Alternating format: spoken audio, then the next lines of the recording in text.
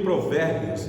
Hoje nós vamos iniciar o capítulo 12. O capítulo 12 é dividido em duas grandes partes, versículos de 1 a 14 e depois de 15 a 28. Hoje eu quero ler com vocês a primeira parte. Parece que são muitos versículos, mas vocês irão perceber que aqui é uma grande lição que nós temos neste capítulo todo. A primeira parte eu vou tentar trabalhar com vocês os discursos que nós vamos ver aqui. São discursos acompanhados de atitudes, de atos. Então, acompanhe a leitura. Provérbios 12, versículos de 1 a 14. Meus irmãos, como nós estamos precisando de receber essas instruções e praticar. Vocês vão ver aqui claramente qual é a grande lição. Então, o livro de Provérbios, vocês têm participado conosco aqui, têm visto qual é a intenção do autor: é instruir, é corrigir, é orientar e apresentar um caminho sobremodo excelente, que é o caminho de sabedoria. Então acompanhe a leitura aí que eu mesmo vou fazer. Provérbios 12, de 1 a 14. Quem ama a disciplina, ama o conhecimento, mas o que aborrece a repreensão é estúpido. O homem de bem alcança o favor do Senhor, mas ao homem de perversos desígnios ele o condena. O homem não estabelece pela perversidade, mas a raiz dos justos não será removida. A mulher virtuosa é a coroa do seu marido, mas o que procede vergonhosamente é como podridão nos seus ossos. Os pensamentos do justo são retos, mas os conselhos do perverso enganam. As palavras dos perversos são emboscadas para derramar sangue, mas a boca dos retos livra homens. Os perversos serão derribados e já não são, mas a casa dos justos permanecerá. Segundo o seu entendimento será louvado o homem, mas o perverso de coração será desprezado. Melhor é o que se estima em pouco e faz o seu trabalho, do que o vanglorioso que tem falta de pão. O justo atenta para a vida dos seus animais, mas o coração dos perversos é cruel. O que lavra a sua terra será farto de pão, mas o que corre atrás de coisas vãs é falto de senso. O perverso quer viver do que caçam os maus, mas a raiz do justo produz o seu fruto. Pela transgressão dos lábios o mal se enlaça, mas o justo sairá da angústia. Cada um se farta de bem pelo fruto da sua boca, e o que as mãos do homem fizerem, ser-lhe-á retribuído. Até aqui a leitura da palavra do nosso Deus, meus irmãos. Vocês que têm presenciado desde o capítulo 1 do livro de Provérbios, ou têm assistido aí aos estudos, vocês parecem que chegam a ficar cansados com a insistência do pai, a repetição. Chegamos aqui agora no capítulo 12 e vem nos nossos ouvidos dizer: pera lá, parece que o Senhor já falou isso daqui, parece que eu já li isso daqui em capítulos anteriores.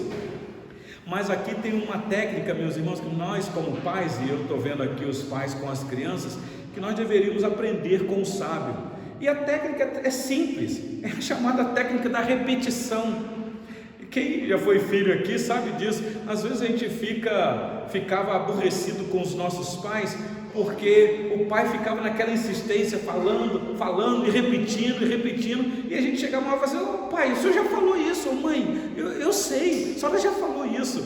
Mas isso é uma técnica, meus irmãos, de inculcar na cabeça o que é correto, porque a nossa natureza é uma natureza rebelde, é uma natureza que não aceita com muita facilidade as instruções. Bom, quem é filho aqui sabe disso.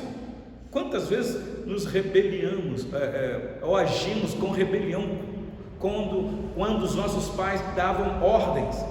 E quem é pai aqui sabe disso, que tem filho. Quando você quer instruir o filho, quer dar uma ordem, quer ensinar, você diga: meu Deus, eu não posso falar uma vez só com meu filho não, porque parece que ele é lerdo para pegar. Não é que seja lerdo, é porque o nosso coração é tendencioso a não guardar as instruções mesmo. O nosso coração é inclinado para outras coisas. O coração dos nossos filhos são assim.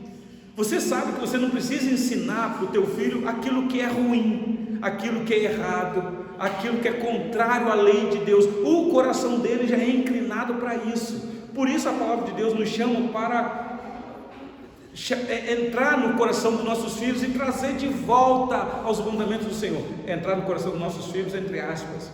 É dever nosso instruir os nossos filhos. Aliás, é isso que o sábio está fazendo aqui. É um pai amoroso que sabe que o coração do filho é um coração que precisa de repreensão. Então, vez ou outra, ele quer dizer: meu filho, nós somos de uma estirpe separada do mundo. Aqui, a nação de Israel, os muros de Jerusalém cercava os olhos dos filhos para contemplar a vida dos gentios ou dos não-judeus. O pai como que dizendo: meu filho, agora eu vou ter que permitir a você subir no muro ou abrir os portões do muro e você contemplar o mundo lá fora. Você não vai poder ficar a vida toda aqui dentro, porque existe um mundo aí fora. Mas eu preciso te instruir, porque nós somos de um povo que foi justificado.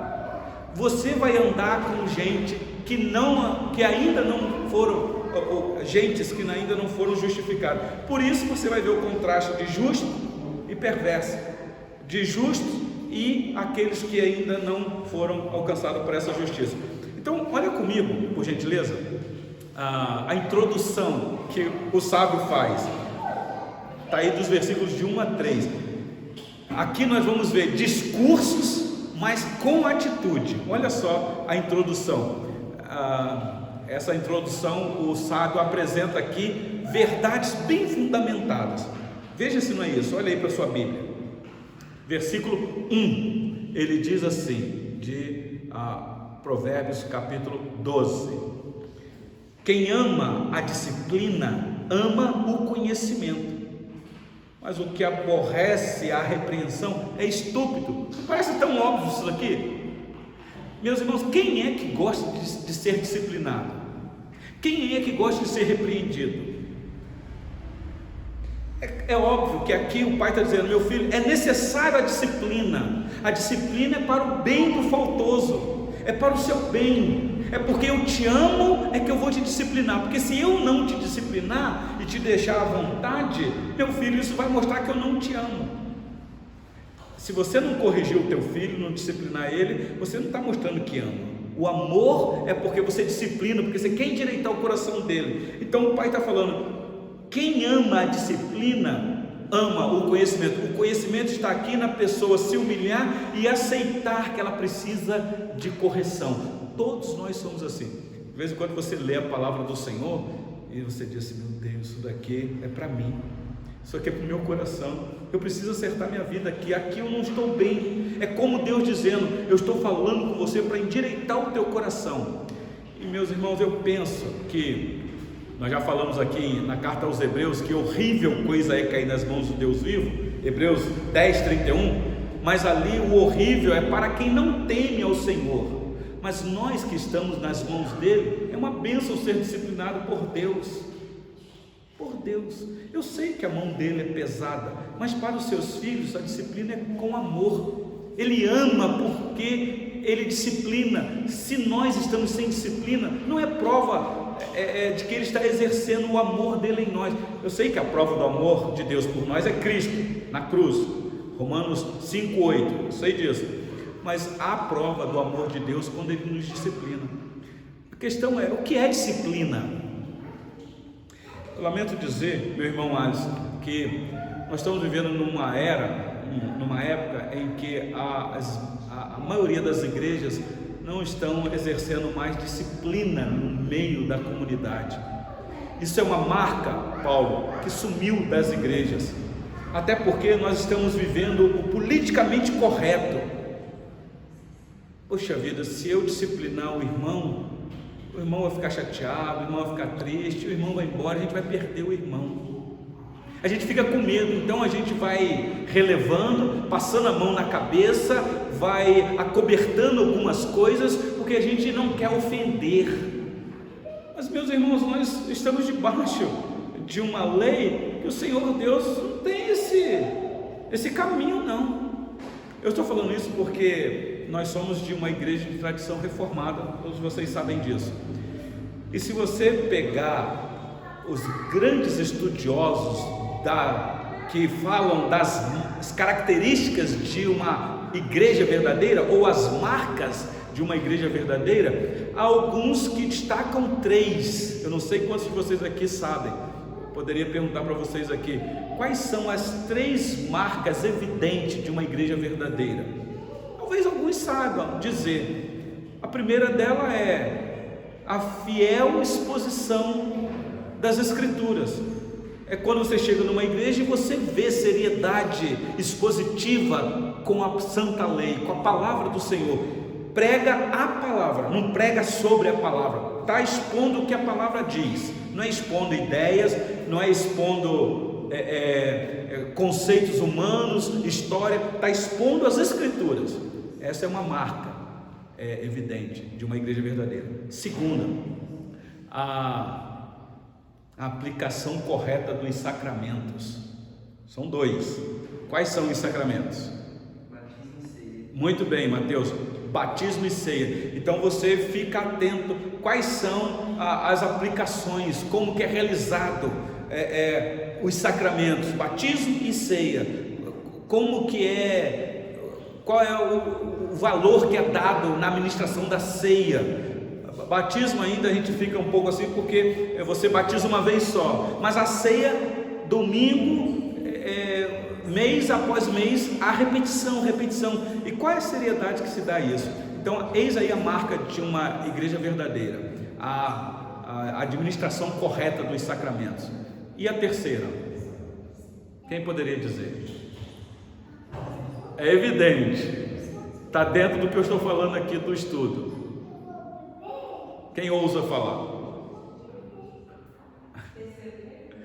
Terceira marca de uma igreja verdadeira. A primeira é a pregação fiel das Escrituras. Segunda é a administração correta dos sacramentos. E a terceira, claro, meu irmão, tem a ver com disciplina. Esta é uma das marcas de uma igreja verdadeira, que você vê nessa igreja que existe disciplina. Meus irmãos, disciplina faz parte da igreja. Por exemplo, vocês sabem que nessa igreja nós temos o hall de membro. Acho que a última a se tornar membro na igreja foi a Maiara. Eu acho que já não foi mais você, Maiara. Não, você ainda está na categoria da última, mas acho que foi o César, porque no dia que o conselho reuniu para lhe receber por pública profissão de fé e batismo, nós também decidimos pedir a transferência de um querido irmão nosso que veio de outra cidade. Então, na noite daquele domingo que você foi batizada e recebida como membro comungante, naquela semana posterior chegou a carta de transferência do irmão, mas o conselho ainda não reuniu para oficializar. Então, nesse sentido, você está sendo a mais recente membro. E vocês que estavam aqui e viu como que foi a recepção da irmã, ela prometeu respeitar, honrar, testemunhar com a vida dela. Pensa se, um exemplo, Maiara, só a exposição aqui, o Paulo está olhando ali para a esposa dele. Pensa se a Maiara vai trabalhar e lá na empresa dela, ela roubou a empresa e foi pega, e o patrão denunciou ela, a polícia pegou ela e prendeu a irmã, foi presa, membro da igreja, membro como está presa. Isso se tornou público. É só um exemplo, Maiara, que Deus te livre. Vocês estão entendendo? Qual é a atitude, meus irmãos, da liderança da igreja? É óbvio que com amor tratar desse assunto, ir lá saber o que é que aconteceu, conversar, e a disciplina se faz necessária primeiro, porque é para o bem dela, para mostrar, olha, nós não concordamos com essa atitude sua. Essa sua atitude é contrária às Escrituras. E segundo, mostrar para a comunidade que a nossa comunidade é séria, que nós não acobertamos pecado de ninguém quando se torna público, nem secreto. E terceiro, isso glorifica o Senhor. Isso é para mostrar que nós cuidamos da igreja dele com zelo, para que ele seja glorificado em todas as áreas da igreja. Mas o problema é que as pessoas ficam com medo de exercer isso, porque já foi dito aí que as pessoas tem igreja que não disciplina os seus membros, porque ficam com medo de um membro se rebelar contra a igreja e processar a igreja, porque isso já aconteceu. O membro se sentiu ofendido, a moral dele ter sido manchada, moral, e ele agora entra na justiça contra a igreja, porque ele se sente envergonhado, porque ele foi disciplinado. Meus irmãos, eu penso que o crente sincero, quando cai, ele reconhece o erro dele, ele sabe que pecou e ele sabe que precisa ser disciplinado. Essa igreja aqui já passou por isso, é doloroso mesmo, muito doloroso, mas já passou por isso, já tivemos que disciplinar queridos irmãos nossos aqui. Então a disciplina é para o bem do faltoso. Olha aí o versículo 1: quem ama a disciplina, ama o conhecimento. Então é quem aplica a disciplina e quem recebe a disciplina. Isso é conhecimento. Mas olha o versículo 1, o finalzinho, que diz: mas o que aborrece a repreensão é estúpido. Não é assim mesmo? É estúpido. Então nós temos aqui os fundamentos da verdade acerca da sabedoria. Quem é sábio aceita a repreensão. Quem é sábio se humilha. Quem é sábio abaixa a cabeça. Quem é sábio aprende quando erra. Mas olha o versículo 2 comigo, por gentileza. Versículo 2: o homem de bem alcança o favor do Senhor, mas o homem de perversos desígnios, ele o condena. O homem não se estabelece pela perversidade, mas a raiz dos justos não será removida. Meus irmãos, que coisa maravilhosa isso daqui, é saber que nós fazemos parte de uma comunidade que fomos justificados, claro, pela fé. Semana da reforma passou aí.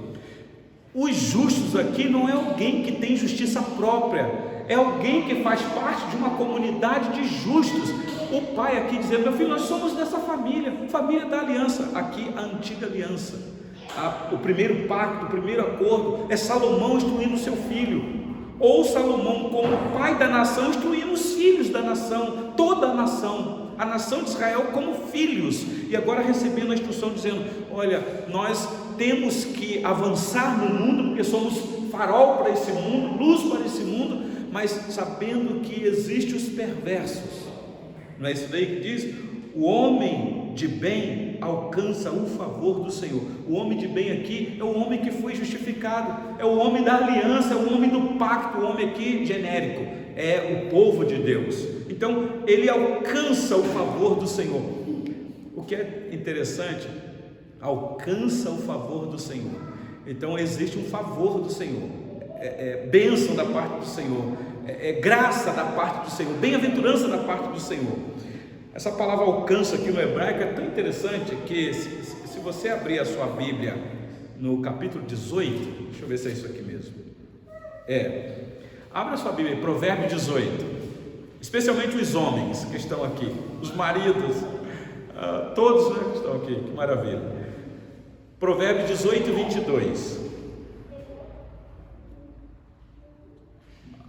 já leu aí, né? Então olha comigo o texto: o que acha uma esposa acha o bem e alcançou a benevolência do Senhor. Sabe o que é benevolência aqui? A bondade do Senhor, a vontade do Senhor. Então o que acha uma esposa aqui é o homem, né, que acha uma esposa, ele alcançou essa benevolência. Ou seja, a benevolência não é a esposa, a benevolência é o Senhor, é que vem da parte do Senhor, para esse casamento ser uma bênção, para ser uma maravilha.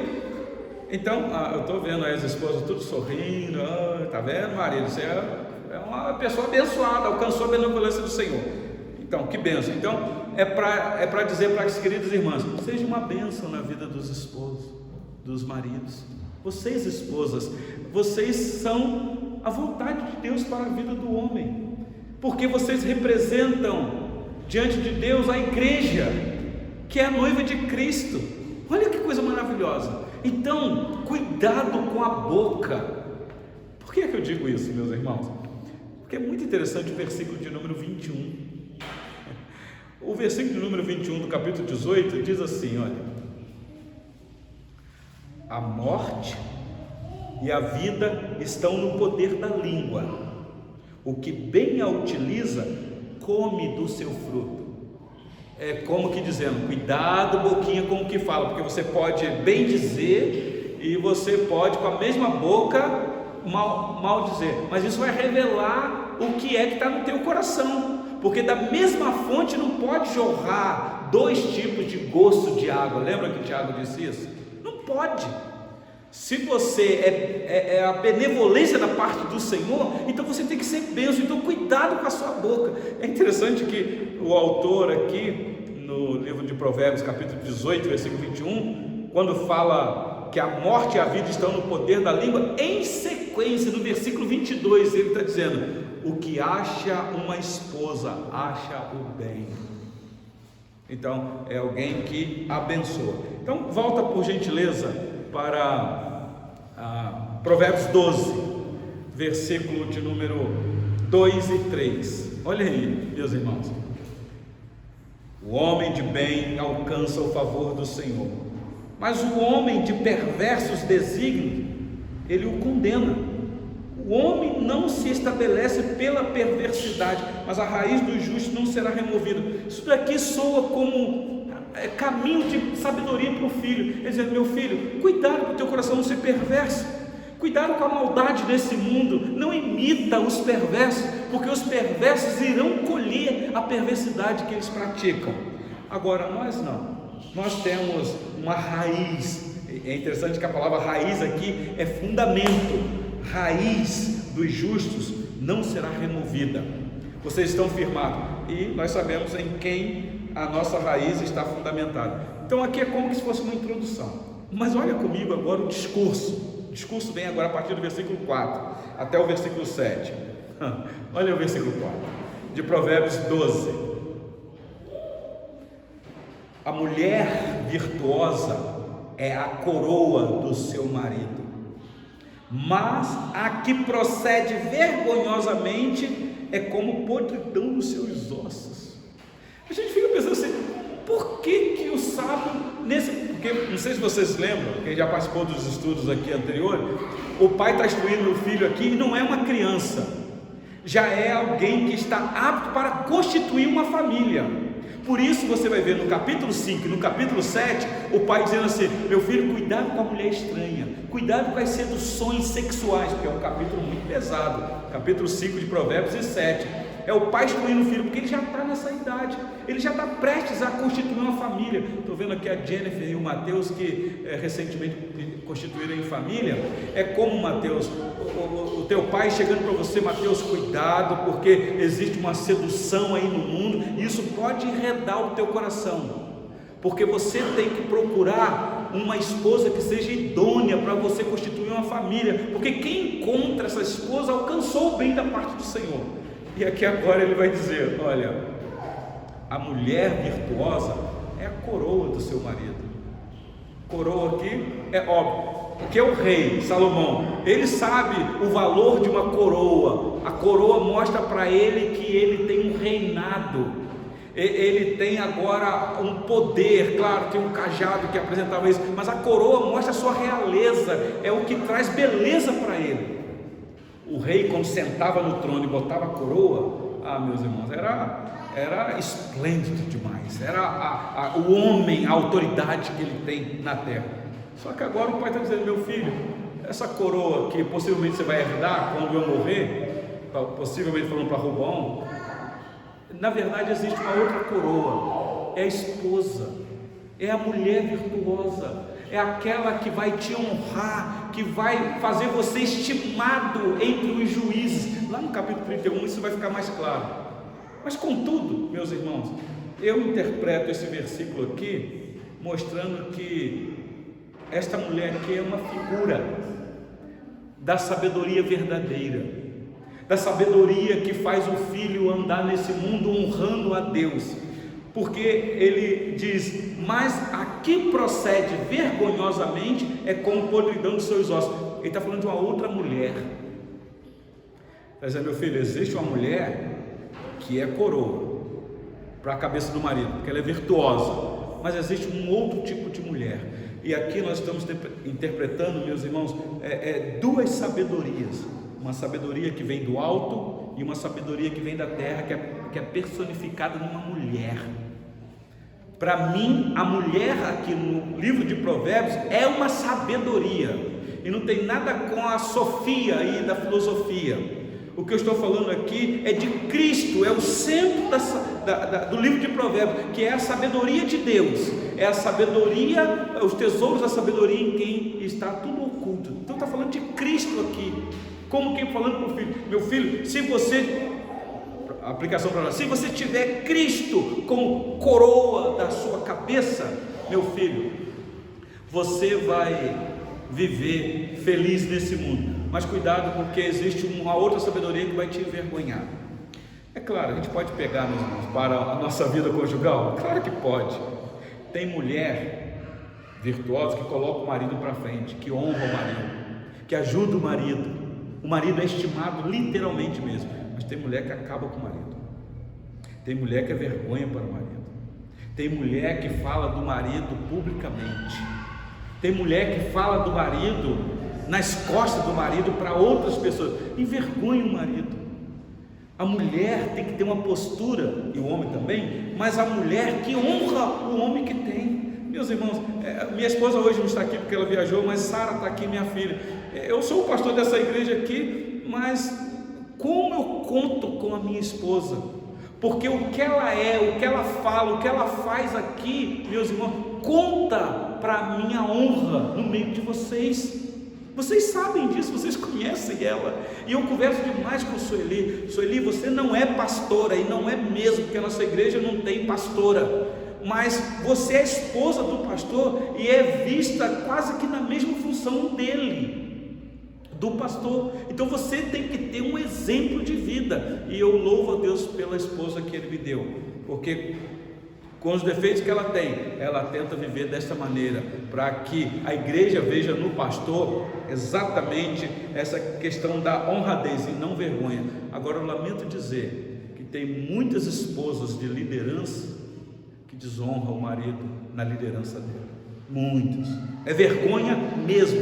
E a figura aqui é como que a pessoa tem aquela doença nos ossos, não é isso que diz aí? A mulher virtuosa é a coroa do seu marido, mas a que procede vergonhosamente é como podridão nos seus ossos. É muito pesado isso daqui, é muito pesado. Mas vamos lá, nós estamos aqui no discurso, lembra disso? Versículo 5: os pensamentos do justo são retos, mas os conselhos do perverso enganam. Ou seja, cuidado para você não receber aconselhamentos do ímpio. Lembra do Salmo 1? O que diz o Salmo 1? Bem-aventurado é quem? Abra sua Bíblia aí rapidinho. Salmo 1.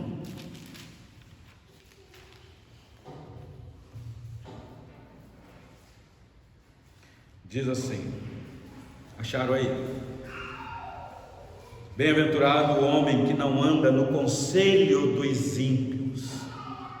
É como que o pai dizendo: meu filho, cuidado, porque existe aconselhamentos de gente que não é da nossa estirpe. Não que nós sejamos melhores do que eles, mas é porque os aconselhamentos vêm de um coração perverso, e às vezes você pode receber um conselho e aquilo não ser da parte de Deus para honrar o Senhor. Então cuidado com os conselhos que você vai recebendo. E aqui o salmista diz: bem-aventurado o homem que não anda no conselho dos ímpios, não se detém no caminho dos pecadores, nem se assenta na roda dos escarnecedores. O que o salmista está dizendo é o seguinte: não é que você não possa ter amigos ímpios, não é que você não possa sentar com aqueles que não professam a mesma fé que você, não é isso. A questão é cuidado para você não ser influenciado. Não é que eu não posso sentar na roda dos pecadores, como é que diz aqui? Me deter no caminho dos pecadores, porque senão eu vou ter que sair do mundo. Se deter no caminho dos pecadores caminho aqui é o estilo de vida dele. Mas, por exemplo, eu vou no shopping, quem é que está lá no shopping? Eu sento num banco na praça de alimentação de um shopping para fazer um lanche, quem é que está lá? Eu entro num ônibus para poder ir até o centro da cidade, quem é que está lá sentado do meu lado? Ou eu sento do lado no ônibus? Eu entro no mercado, vocês estão entendendo o que eu estou querendo dizer? Eu posso ter amigos que não professam a minha mesma fé, e eu posso ter amigos que até praticam coisas erradas, e às vezes eu sei que praticam, mas eu posso ter amizade com eles, mas não ser influenciados por aquilo. É isso que o pai está dizendo: meu filho, você vai ter que se envolver com as coisas do mundo, mas não se amolda a isso, e nem se conforme com isso, mas transforme isso pela renovação do vosso entendimento, porque agora você faz parte de um outro povo. Então, o discurso do pai aqui é esse. Volta lá para Provérbios 12, por gentileza, para a gente acelerar aqui. Versículo de número 6. O discurso ainda continua. As palavras dos perversos são emboscadas para derramar sangue, mas a boca dos retos livra homens. Está vendo como é que ele vai repetindo? Versículo 7. Os perversos serão derribados e já não são, mas a casa do justo permanecerá. O pai está dizendo: meu filho, são fundamentos que você precisa saber escolher, porque o vento vai vir sobre a casa do perverso e a nossa casa. Só que a casa do perverso vai ser derribada, mas a nossa não, do justo. Ela tem fundamento, ela vai permanecer. Vocês devem lembrar do que o Senhor Jesus contou uma vez. É o que está por detrás aqui. Então, agora, versículo 8 a 12, os atos. Por gentileza, olha aí. Diz assim: segundo o seu entendimento será louvado o homem, mas o perverso de coração será desprezado.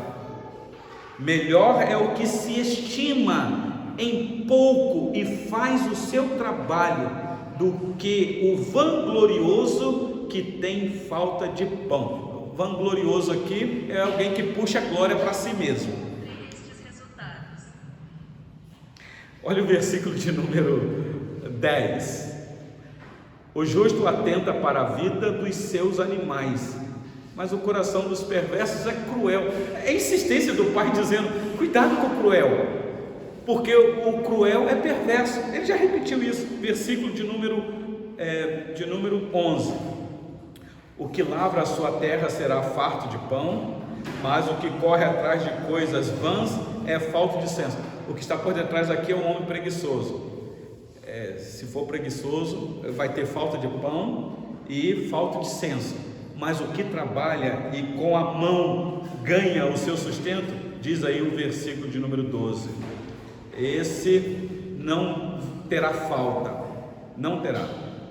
Mas para fechar o versículo 12, o perverso quer viver do que caçam os maus, mas a raiz dos justos produz o seu fruto. Fruto aqui, meus irmãos, é fruto que glorifica o Senhor, fruto do Espírito, se você quiser. Não é frutos da terra. Claro, o judeu aqui é agricultura, mas aplicando espiritualmente, é só você ler lá Gálatas capítulo 5, a partir do versículo 20, as obras da carne e o fruto do Espírito. Então, nós vimos os atos, mas agora, para finalizar, parece que o pai vai juntar os atos com o discurso que ele colocou a partir do versículo 13 e 14, veja se não é isso aí. Olha a união que ele faz aqui: pela transgressão dos lábios o mal se enlaça, mas o justo sairá da angústia. Então ele vai dizer: meu filho, você tem que tomar muito cuidado, porque existe o perverso, e o perverso tem uma boca que pragueja. Mas se você continuar neste caminho, ainda que pela boca do perverso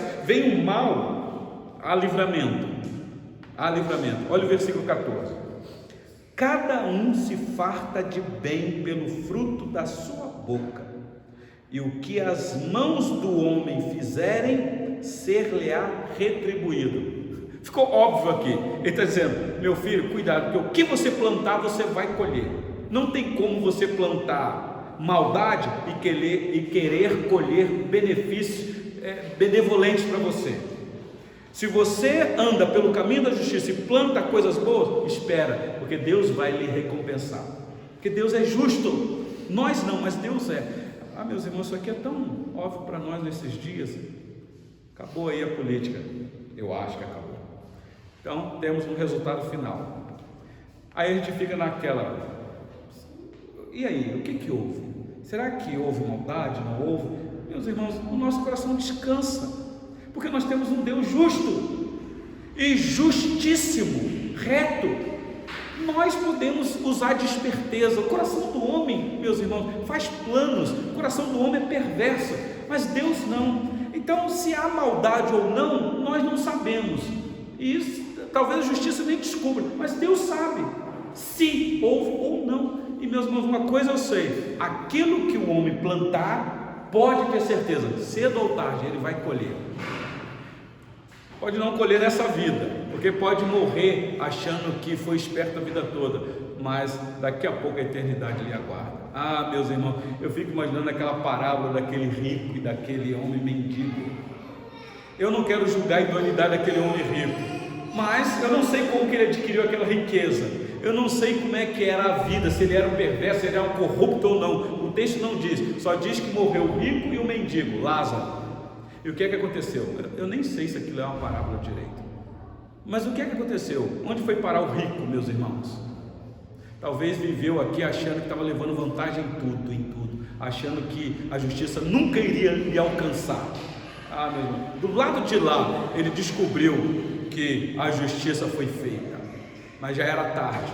Meus irmãos, talvez o que nós podemos tirar de lição para nós aqui nesta noite, pelo primeiro ponto do nosso estudo, os 14 versículos, o discurso, depois nós vamos ver outros fundamentos para frente. Eu não sei como é que vocês estão na prática do dia a dia de vocês, não sei. Eu tenho uma suspeita que vocês são justos mesmo, são verdadeiros e tem que ser. Mas cuidado com a perversidade do coração de quem quer que seja. Cuidado com os aconselhamentos. Cuidado com o que se anda ouvindo e vendo, porque a gente pode ser influenciado para a perversidade. E qualquer perversidade nós vamos colher. Tome cuidado com isso. Não se preocupe em receber glória de quem quer que seja. A glória, aliás, esse é um dos pontos, da nossa tradição da fé reformada. O último lá, daqueles 5, só lhe deu glória. Glória somente a Deus mesmo. Podemos conquistar o topo neste mundo, mas não deixe o teu coração se vangloriar dessas coisas. Peça sempre a Deus sabedoria para tomar decisão, para que o teu coração seja um coração humilde, para que não haja falto no teu coração, para que a repreensão venha e você se rebele. E se porventura amanhã você cair e for disciplinado, lembre que a disciplina é para o teu bem, nunca para o mal. Que Deus nos guarde disso. Eu estou falando até de mim, porque pastor também tem que ser disciplinado, presbíteros têm que ser disciplinados, diáconos se caírem, mas a disciplina sempre tem que ser aplicada com amor, com a intenção de restaurar o faltoso, nunca de acabar de jogar na sarjeta. Então toda vez que esta igreja disciplinou alguém, o objetivo sempre foi tentar resgatar a pessoa, e a decisão sempre era disciplina, mas monta uma equipe para acompanhar essa pessoa. Ela vai ficar um tempo afastada, mas alguém vai acompanhar essa pessoa para restaurar essa pessoa futuramente à comunhão. É assim que tem que ser, quando de fato é justo. Mas se for perverso, aí não tem jeito mesmo. Vocês lembram que o Senhor Jesus disse: se teu irmão pecar contra ti, você vai lá, arguí-lo, se ele se arrepender você ganhou, se não você leva a testemunha, se não der certo você fale com a igreja, e se por fim não der certo, então aí você considera como gentio publicano, porque não é um justo. Então que o Senhor Deus nos guarde deste mal, meus irmãos, que é a perversidade no nosso coração, e que Ele nos dê sabedoria do alto. Vamos orar? E depois eu vou abrir aqui para vocês para perguntas e respostas. Vamos curvar